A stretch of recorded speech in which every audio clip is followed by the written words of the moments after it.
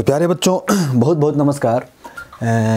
अर्धवार्षिक परीक्षा चालू होने की वजह से बच्चों को कोचिंग आने में सुबह सुबह दिक्कत हो रही है।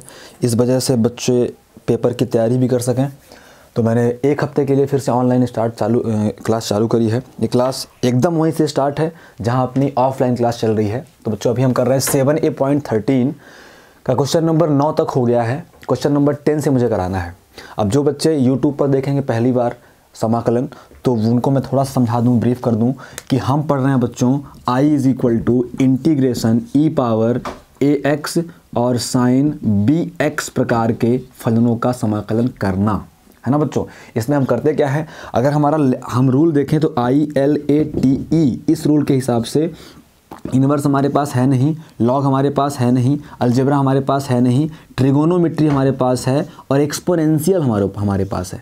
तो इस रूल के हिसाब से फर्स्ट हमको मानना चाहिए इसको और सेकंड फंक्शन हमको मानना चाहिए इसको, है ना बच्चे। हम पढ़ रहे हैं इंटीग्रेशन बाय पार्ट, प्रतिस्थापन या फिर खंडशः समाकलन जिसको कहते हैं हम। तो बच्चे लोग लेकिन इस टाइप वाले क्वेश्चन में थोड़ा सा चेंज है। हम ध्यान रखेंगे कि जब भी हमें e पावर ax और साइन bx मिले, मतलब एक एक्सपोनेंशियल मिले और एक साइन कॉस करके कुछ मिले, साइन कॉस टैन करके कुछ मिले, तो हमें थोड़ा उल्टा काम करना है। e पावर x को पहला फंक्शन मानना है और साइन को दूसरा फंक्शन मानना है ना बच्चे। ये एक अलग टाइप का ही क्वेश्चन है। इससे बहुत सारे क्वेश्चन हमने करे हैं क्लास में। फिलहाल के लिए अपन क्वेश्चन नंबर 10 देखते हैं क्योंकि ये हमारी क्लास में नहीं हो पाया है। तो बच्चे लोग सबसे पहला काम क्या हो समाकलन में, पहला काम होता है हम बोलते हैं माना I is equal to integration e power m tan inverse x upon का है 1 प्लस एक्स स्क्वायर की पावर 3/2 और है बच्चों dx, है ना। और इसको हम क्या करते हैं, इक्वेशन नंबर फर्स्ट मानते हैं, या फिर जब भी समाकलन करना होता है, जिसका समाकलन करना होता है उसे हम I equal to integration dx लगा के मान लेते हैं।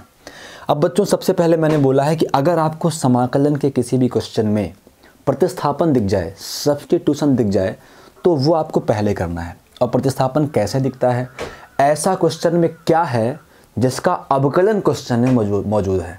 तो बच्चे लोग अगर हम tan इनवर्स x के अवकलन की बात करें, अगर हम बात करें बच्चों d/dx, tan इनवर्स x की बात करें प्यारे बच्चों, tan इनवर्स x की बात करें बच्चों, तो क्या हो जाएगा, ये होता है 1/1 प्लस एक्स स्क्वायर। ऐसा कुछ दिखाई तो दिया, ऐसा कुछ दिखाई तो दिया। इसका मतलब हमें tan इनवर्स x को t मान लेना है ना बच्चों। tan इनवर्स x को t मान लेना है। हम क्या बोलेंगे, प्रतिस्थापन करेंगे, बोलेंगे कि tan inverse x is equal to t रखने पर, मतलब putting tan inverse x equal to t। जब tan इनवर्स x t होगा बच्चों तो x क्या हो जाएगा, x हमारा हो जाएगा tan t। और जब भी प्रतिस्थापन पूरा हो जाता है तो हम दोनों पक्षों का अवकलन करते हैं, डिफ्रेंशिएट करते हैं। तो लिखेंगे प्यारे बच्चों दोनों पक्षों का x के सापेक्ष अवकलन करने पर, डिफ्रेंशिएटिंग बोथ साइड। तो बच्चों x का अवकलन क्या होगा, 1 होगा। और हमारा रूल हमने देखा है कि x का अवकलन 1 होगा, x है तो लगा देते हैं dx। और बच्चे tan का अवकलन क्या होता है, tan का अवकलन होता है sec स्क्वायर x, t है तो sec स्क्वायर t और t है तो लगा देंगे dt, है ना बच्चों। तो यहाँ से हमें क्या मिल जाएगा प्यारे बच्चों, यहाँ से हमें मिल जाएगा dx बराबर sec स्क्वायर t और dt, dx बराबर sec स्क्वायर t और dt। अब यहाँ पे करते हैं हम, तो बच्चे लोग हम बोलेंगे since I is equal to था क्या, हमें अब इसका मान रखना है वापस। तो I इज इक्वल टू था इंटीग्रेशन e पावर m और फिर tan इनवर्स x है और अपॉन में है 1 प्लस एक्स स्क्वायर की पावर 3/2 है और फिर है बच्चों dx, है ना। तो अब हमें करना क्या है, I इज इक्वल टू प्यारे बच्चों e पावर m को कुछ नहीं करना, m ही लिखेंगे।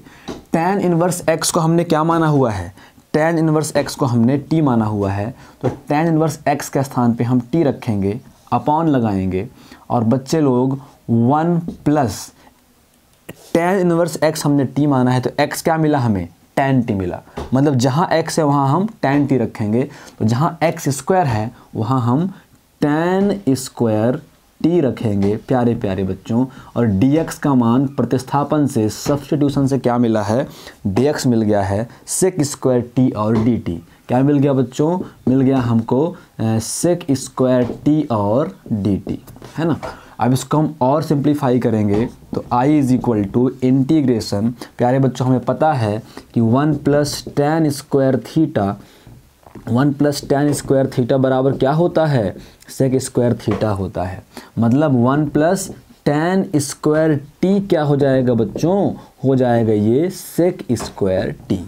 तो यहाँ पे हम क्या लिखेंगे, ई पावर आ जाएगा एम टी, अपॉन में आएगा बच्चों 1 प्लस सेक स्क्वायर टी हो जाएगा, 1 प्लस टेन स्क्वायर टी हो जाएगा सेक स्क्वायर टी।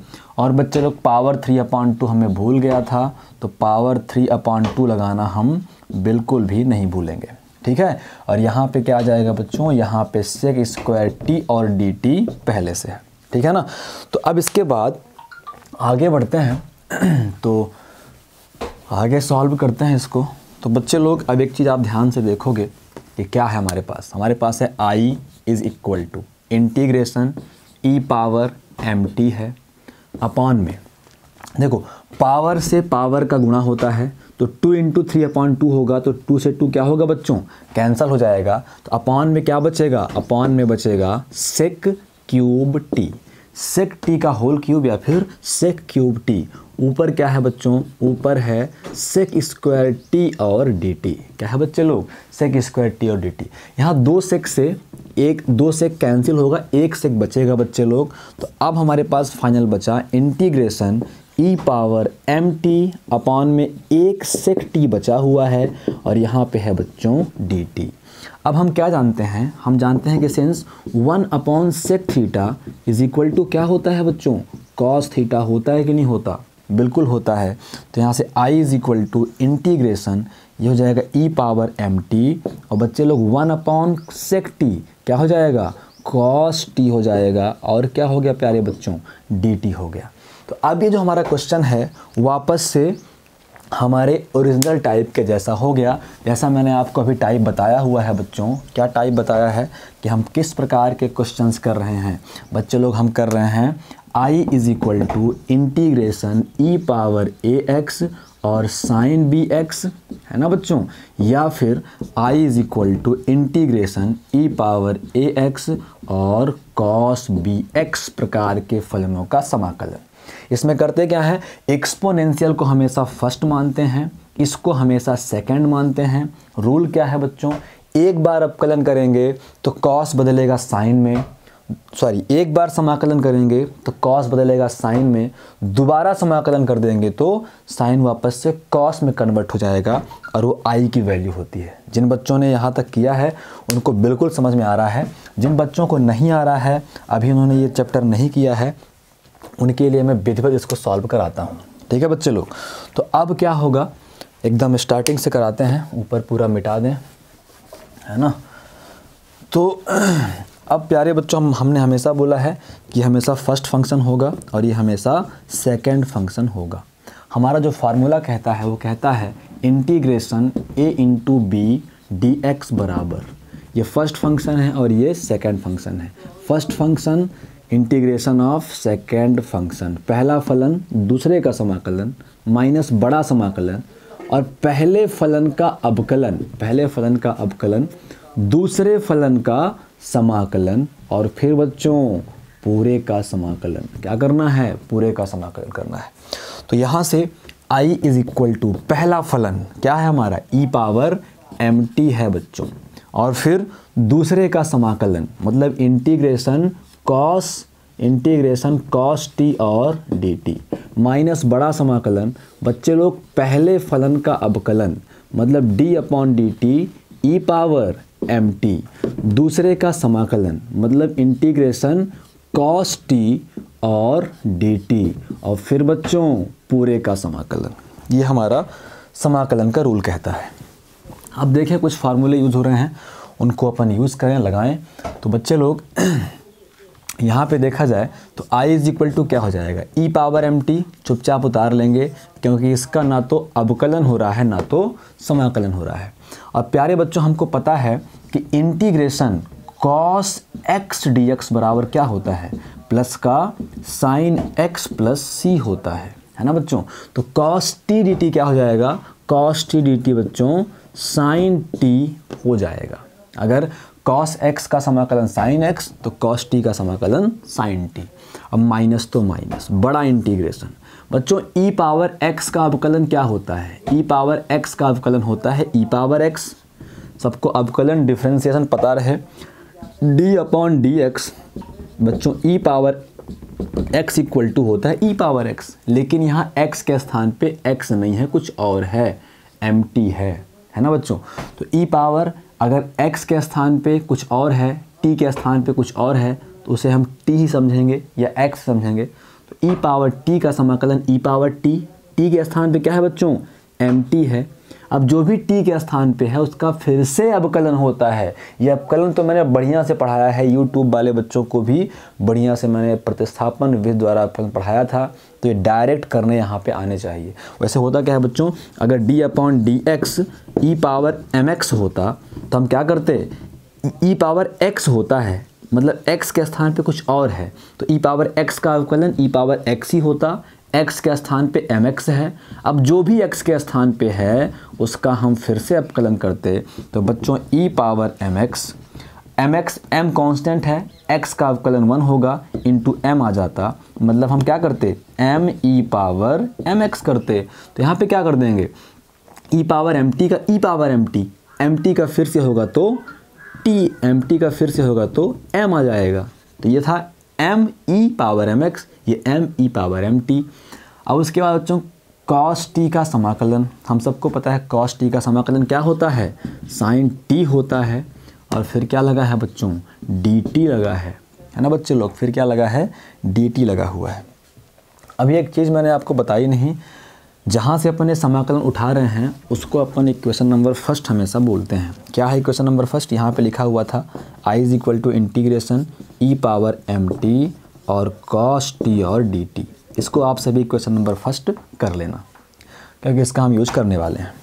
उसके बाद अब अगर देखा जाए बच्चों तो यहाँ पे i is equal to e power mt आ गया है और यहाँ पे sin t आ गया है। इसका अब कुछ नहीं होना, इसका अवकलन समाकलन सब हो चुका है। माइनस तो माइनस बच्चों, m कांस्टेंट है बाहर जाएगा, अब ये e पावर mt और क्या बन जाएगा, sin t बन जाएगा प्यारे बच्चों। अभी वापस से वही रूल, ये होगा फर्स्ट फंक्शन और ये क्या होगा, सेकंड फंक्शन। लगा दे रूल, तो i is equal to e power mt और फिर sin t minus m, bracket लगाएं क्योंकि अंदर अपन रूल लगाने वाले हैं। फार्मूला होता है पहला फलन, यही a इंटू बी वाला पहला फलन मतलब e पावर mt, दूसरे फलन का समाकलन मतलब sin t का समाकलन, माइनस एक बड़ा समाकलन और फिर पहले फलन का अवकलन मतलब d upon d T mt, दूसरे फलन का समाकलन मतलब sin t का समाकलन और फिर पूरे का समाकलन। ये हुआ बच्चे हमारा रूल a इंटू बी से, है ना। अब इसको सॉल्व करते हैं, जो फार्मूले लगे वो फार्मूले लगा देते हैं, ठीक है बच्चों। तो अभी हमारा आंसर जल्दी आने वाला है। तो अब अगर देखें तो i is equal to e power mt और sin t को हम चुपचाप उतार लेंगे, माइनस तो माइनस, m को चाहो तो अंदर जाने दो या अभी बाहर ही लिए रहो, है ना बच्चों। अब ये e पावर mt में ना अवकलन लगाना समाकलन चुपचाप उतार लेंगे। sin t का समाकलन क्या होता है बच्चों, हमको पता है इंटीग्रेशन sin x dx बराबर होता है माइनस का cos x प्लस c, मतलब sin t dt होगा माइनस का cos t, फिर माइनस तो माइनस, फिर बड़ा इंटीग्रेशन, फिर से इसका अवकलन कर चुके हैं, है ना, e पावर mt है ना, ये e पावर mt, इसका समाकलन पहले ही कर चुके हैं अवकलन। e पावर mt का अवकलन क्या होगा बच्चों, होगा m e पावर mt, है ना। फिर sin t का समाकलन क्या होगा, माइनस का cos t, कर ही चुके हैं, फिर क्या लगा दिया, dt लगा दिया, ठीक है बच्चों। अब इसके बाद अगर हम देखें तो क्या आने वाला है, अब आने वाला है I is equal to e power m t, और साइन टी हमने चुपचाप लिख लिया, माइनस, चाहो तो m का अंदर गुणा कर दो, ध्यान रहे माइनस m का अंदर गुणा करेंगे तो ये माइनस और ये माइनस क्या बन जाएगा बच्चों, प्लस का m e power m t और cos t। फिर ये माइनस प्लस, ये माइनस फिर से माइनस, तो माइनस, ये m है, एक m यहाँ से बाहर आएगा तो क्या बन जाएगा, m स्क्वायर बन जाएगा, और integration e power m t और क्या है बच्चों, cos t है, और क्या है बच्चों, dt है। अब अगर आप ध्यान दो, अगर प्लस और माइनस से कोई मिस्टेक मैंने ना किया होगा तो आंसर आने वाला है। अगर आप ध्यान दो बच्चों तो हमने क्या बोला है, समीकरण एक से हम क्या कर सकते हैं, समीकरण एक है I is equal to integration e power m t और cos t और dt। मतलब integration e power m t और cos t dt के स्थान पे हम क्या रख सकते हैं, I रख सकते हैं।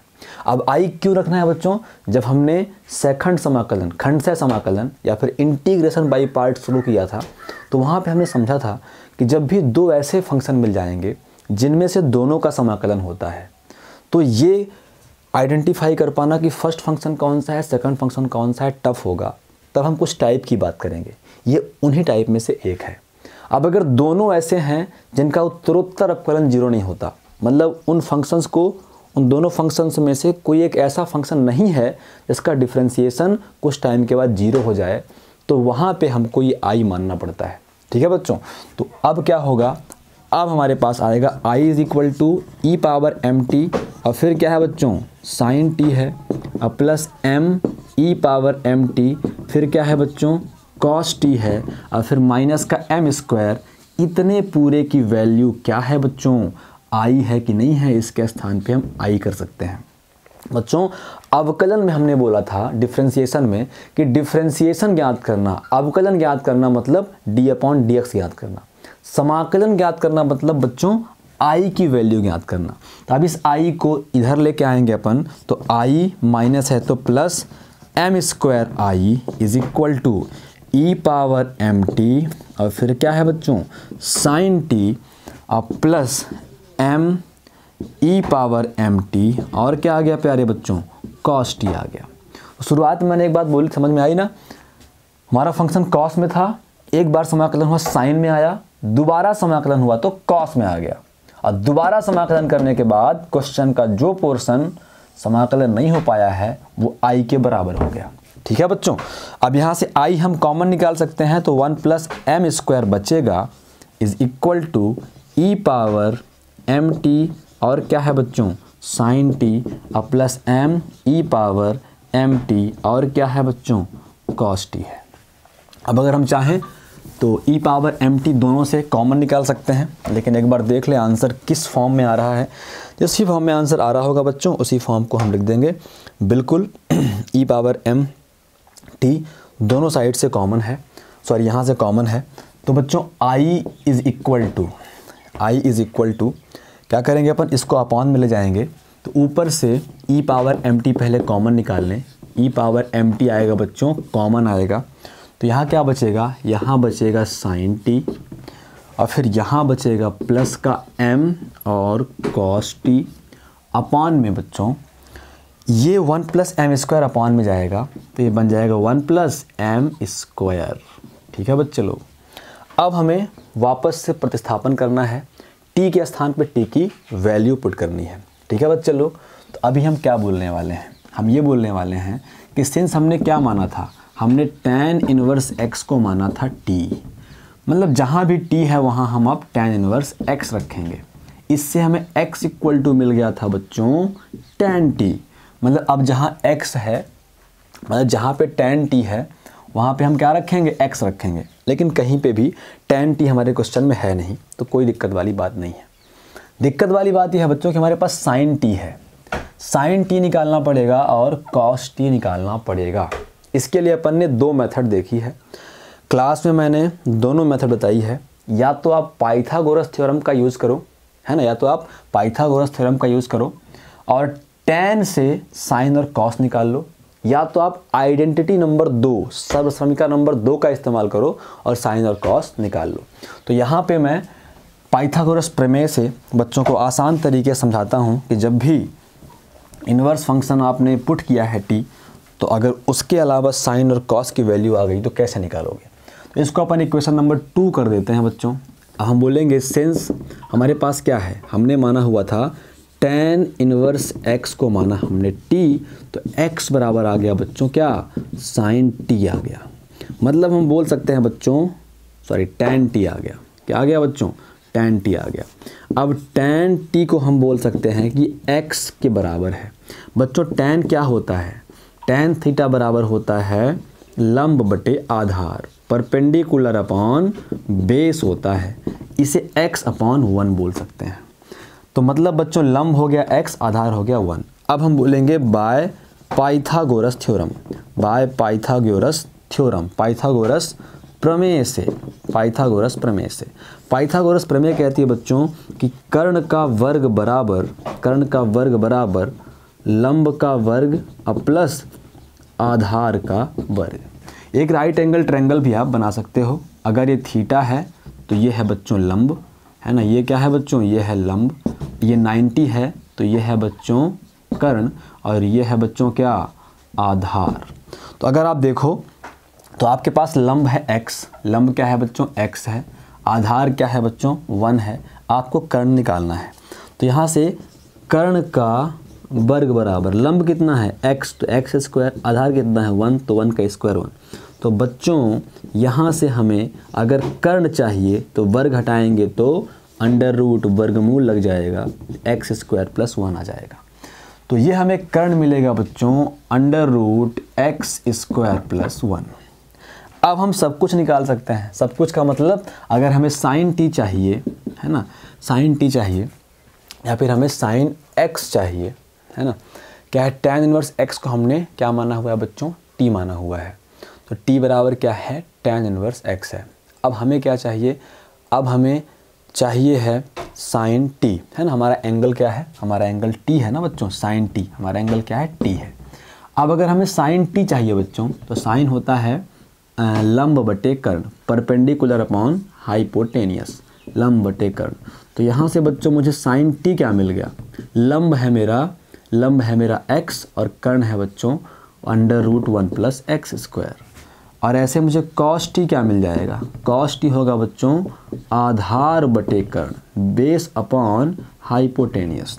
तो यहाँ से मुझे कॉस t मिल जाएगा, आधार है 1 upon under root 1 plus x square. Sine भी मिल गया बच्चों, कॉस भी मिल गया, यहाँ वैल्यू पुट करेंगे, ठीक है। तो ये चीज़ आप रफ में कर सकते हो चाहो तो, या तो आप सर्वसमीका आइडेंटिटी लगा सकते हो, है ना बच्चों। तो यहाँ से i इज इक्वल टू क्या आ गया, e पावर m, t क्या है, t हमने माना है बच्चों tan इनवर्स x को, फिर into sine t, sine t कितना मिल गया बच्चे लोग, साइन t मिल गया हमें x upon under root 1 plus x square, plus m तो m, cos t मिला है 1 upon under root 1 plus x square. पूरे अपॉन में क्या है बच्चे लोग, पूरे अपॉन में है 1 प्लस एम स्क्वायर। और सिंप्लीफाई करें आंसर आ जाएगा i is equal to e power m tan inverse x। यहाँ पे एलसीएम आएगा बच्चों, एलसीएम कितना आएगा 1 प्लस एक्स स्क्वायर एलसीएम आएगा। तो ऊपर बचेगा x, फिर प्लस, फिर 1 बचेगा, सॉरी m है तो m बचेगा। और यहाँ पे अपॉन में पहले से क्या है बच्चे लोग, 1 प्लस एम स्क्वायर है। बच्चों 1 प्लस एम स्क्वायर को अपन अपॉन में 1 मान सकते हैं। अब ये चीज़ पलट के ऊपर जाएगी तो क्या बन जाएगा बच्चों, अब ध्यान से देखो, हमारा एकदम एग्जैक्ट आंसर आ गया है। अच्छी बात समाकलन की ये है कि समाकलन में आंसर लगभग आ ही जाते हैं, ई पावर m लगभग क्या आ ही जाते हैं जो बुक में रहता है। इतना हो गया बच्चों। और फिर क्या है, फिर क्या है अपने पास है x प्लस एम अपॉन में, अब ये 1 प्लस एम स्क्वायर अपॉन 1 है, ऊपर जाएगा तो 1 अपॉन 1 प्लस एम स्क्वायर होगा। तो 1 प्लस एम स्क्वायर यहाँ आ जाएगा, इसके साथ इनटू में 1 प्लस एक्स स्क्वायर के। और जब समाकलन हो जाए तो प्लस सी लगा सकते हैं। ये हमारा आंसर है बच्चों। आंसर मैच हुआ कि नहीं हुआ, नहीं हुआ होगा तो मैच कराएंगे अपन। बिल्कुल हमारा आंसर आ गया x + m, ठीक है। तो अब इसके बाद अगर अपन देखें तो क्वेश्चन नंबर 11th और 12th बचता है। तो अभी मुझे थोड़ा सा एक काम याद आ गया बच्चों ऑफिस का, तो मैं जल्दी ही मिलता हूँ आपको अगले 2 क्वेश्चंस के साथ। और आज अपन करीब 2-3 वीडियो करने का प्रयास करेंगे। और आप सभी अपने एग्ज़ाम की तैयारी करिए, अर्धवार्षिक परीक्षा की। बहुत दिनों बाद पेपर देने को मिला है बच्चे लोग, तो बिल्कुल पेपर दीजिए। मेरी वजह से आपको सुबह सुबह जब तक पेपर है तब तक नहीं आना पड़ेगा, तब तक मैं ऑनलाइन वीडियोस अपलोड करता रहूँगा, तो आपका सिलेबस से पीछे नहीं होगा। तो मिलते हैं बच्चों अगले वीडियो में, तब तक के लिए नमस्कार।